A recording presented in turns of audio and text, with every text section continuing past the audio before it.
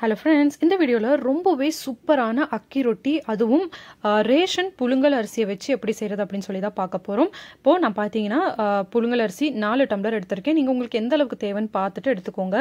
அதை நல்லா கழுவிட்டு ஒரு 3லேருந்து 4 மணி நேரம் நம்ம தண்ணியில் ஊற வச்சுக்கலாம். இப்போ பார்த்தீங்கன்னா அரிசி நல்லா ஊறிடுச்சு பாருங்கள். இப்போ நம்ம அப்படியே கிரைண்டரில் போட்டுடலாம். முடிஞ்ச அளவுக்கு பார்த்தீங்கன்னா கிரைண்டர்லேயே ஆட்டுங்க. மிக்சியில் அரிசி ரொட்டிக்கு நீங்கள் மாவாட்டணும் அப்படின்னு நினச்சிங்கன்னா மிக்சி ரொம்ப சூடாயிரும். ஏன்னா இது ஒரு மாதிரி நம்ம கெட்டியாக ஆட்டி எடுக்கணும். அப்போ கிரைண்டர் இருந்தால் தான் பார்த்தீங்கன்னா கரெக்டான பதத்தில் ஆட்டி எடுக்க முடியும். இதுவே மிக்சியில் அப்படின்னும் போது அந்த அளவுக்கு பர்ஃபெக்டாக ஆட்ட முடியாது. இப்போது கிரைண்டரில் அரிசியை சேர்த்திட்டு இதில் பார்த்தீங்கன்னா தண்ணி லைட்டாக தெளித்து விட்டு ஓரளவுக்கு கெட்டியாக ஆட்டணும். தண்ணி ரொம்ப அதிகமாக சேர்த்திட்டிங்க அப்படின்னா இந்த தோசை மாவு பதத்துக்கு வந்துடும். அந்த பதத்துக்கு வந்துருச்சுன்னா உங்களுக்கு ரொட்டி சரியாக நம்ம சுட வராது. அதனால் நல்லா கெட்டியாக இந்த அளவுக்கு பார்த்தீங்கன்னா கெட்டியாக ஆட்டி எடுத்துக்கோங்க. இப்போது மாவு பார்த்தீங்கன்னா நல்லா அரைப்பட்டுருச்சு. இதை வெளியில் எடுக்கிற அந்த டைமில் என்ன பண்ணணும்னா ஒரு 2 ஸ்பூன் ஜீரகம் நான் இதில் ஆட் பண்ணிக்கிறேன். ஜீரகம் ஆட் பண்ணி ஒரு தடவை அந்த மாவு ஆட விட்டு அதுக்கப்புறம் எடுத்தோம் அப்படின்னா டேஸ்ட் ரொம்ப நல்லாயிருக்கும். இந்த அரிசி ரொட்டியோட டேஸ்ட்டும் மனமும் ரொம்ப நல்லாயிருக்கும். ஸோ லாஸ்ட்டில் மாவு எடுக்கிறதுக்கு முன்னாடி ஒரு 2 ஸ்பூன் அளவுக்கு ஜீரகம் கூடவே பார்த்தீங்கன்னா தேவையான அளவு உப்பையும் சேர்த்திட்டு இந்த மாதிரி கிரைண்டரை ஆட விட்டுட்டு அதுக்கப்புறமா நம்ம இதை எடுத்துடலாம். இப்போ பார்த்தீங்கன்னா இந்த மாவு புளிக்கணுங்கிற அவசியம் இல்லை. அப்படியே உடனுக்குடனே நம்ம பார்த்தீங்கன்னா ரொட்டி சுட ஆரம்பிச்சிடலாம். டேஸ்ட் அருமையாக இருக்கும். இப்போது ரொட்டியை எப்படி சுடுறது அப்படின்னு சொல்லிட்டு பார்க்கலாம். ரொட்டி சுட ஆரம்பிக்கிறதுக்கு முன்னாடி இந்த மாதிரி ஒரு பாத்திரத்தில் தண்ணி எடுத்து வச்சுக்கோங்க. அப்போ தான் அதில் நீங்கள் கையை டிப் பண்ணி நீங்கள் மாவு போடும்போது தான் பார்த்தீங்கன்னா உங்களுக்கு கையில் மாவு ஒட்டாமல் தோசைக்கல்லில் ஒட்டி வரும். அது மட்டும் இல்லாமல் தோசைக்கல் பார்த்தீங்கன்னா நல்லா சூடாகணும்.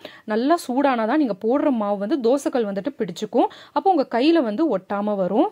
தோசைக்கல் நல்லா சூடானதுக்கு அப்புறமா கேஸோடைய அந்த ஃப்ளேம் இருக்கு இல்லையா, அதை நீங்கள் சிம் பண்ணிக்கோங்க.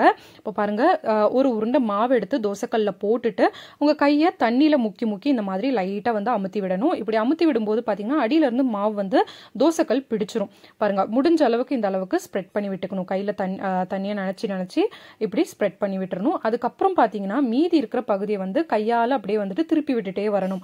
உங்களுக்கு அந்த அளவுக்கு கையில் சூடு படாது. ஏன்னா நீங்கள் தண்ணியில் முக்கி எடுக்கும்போது உங்களுக்கு அந்த அளவுக்கு சூடுபடாது. ஸோ பாருங்கள், இந்த மாதிரி லைட்டாக இப்படியே திருப்பி விட்டுட்டே வந்தீங்கன்னா போதும், உங்களுக்கு அந்த ஷேப் வந்துடும். ஃபர்ஸ்ட் எடுத்தோன்னே நீங்கள் பெருசாக செய்யணும் அப்படின்னு நினச்சிங்கன்னா கண்டிப்பாக வராது. எக்ஸ்பீரியன்ஸ் இருந்தால் கண்டிப்பாக நீங்கள் நல்லா பெருசாக செய்யலாம்.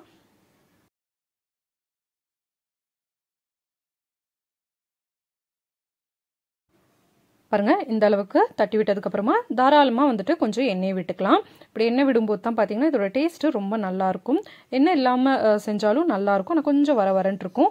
நீங்கள் வேணும் அப்படின்னா தேங்காவை துருவிட்டு அதை கூட இதில் சேர்த்திக்கலாம். மாவை எடுக்கிற அந்த சமயத்தில் நீங்கள் அந்த துருவின தேங்காவை கிரைண்டர்லேயே விட்டு ஒரு தடவை சுத்த விட்டுட்டு எடுத்துக்கலாம். ஏன்னா நீங்கள் நார்மலாக இட்லி மாவில் ஏதோ ஒரு பொருளை போட்டு மிக்ஸ் பண்ணுற மாதிரி இந்த அரிசி ரொட்டிக்கு நம்ம ஆட்டுற மாவில் மிக்ஸ் பண்ண முடியாது. எது ஆட் பண்ணுறதுனாலும் கிரைண்டர்லேயே சேர்த்திட்டு நீங்கள் பண்ணிக்கோங்க. இப்போது 2 பக்கமும் நல்லா வேக விடணும். முடிஞ்ச அளவுக்கு கொஞ்சம் நார்மல் ஃப்ளேம்லேயே இதை வேக விடுங்க. அப்படி இல்லைன்னா மேலாக கருகிட்டு உள்ளே ஒரு மாதிரி வேகாமல் இருக்கும். இப்போ பாருங்கள், ரொம்பவே பர்ஃபெக்டான ஒரு அரிசி ரொட்டி. வெறும் ரேஷன் புழுங்கல் அரிசி இருந்தாலே போதும். ஒரு தடவை நீங்கள் இதை ட்ரை பண்ணிங்கன்னு வைங்களேன், கண்டிப்பாக வாரத்தில் 2 தடவை செஞ்சு தர சொல்லி கேட்பாங்க. அண்ட் நீங்கள் ஒரு தடவை செஞ்சிங்கனாலே இது உங்களுக்கு ரொம்பவே ஈஸியாக இருக்கும். இது கூட பார்த்தீங்கன்னா இந்த உப்பு பருப்பு இருக்கு இல்லையா, அதை ஒரு சைட் டிஷ்ஷாக வச்சு சாப்பிட்டிங்கன்னா ரொம்ப சூப்பராக இருக்கும் இந்த ரெண்டோட காம்பினேஷனும். இப்போ பாருங்கள், நம்மளுடைய அரிசி ரொட்டி ரெடி ஆயிடுச்சு. ஸோ கண்டிப்பாக இந்த ரெசிபியை நீங்களும் ஒரு தடவை ட்ரை பண்ணி பாருங்கள். ட்ரை பண்ணி பார்த்துட்டு எப்படி இருந்ததுன்னு சொல்லுங்கள். மறக்காமல் நம்மளோட சேனலுக்கு சப்ஸ்கிரைபும் பண்ணி வச்சுக்கோங்க.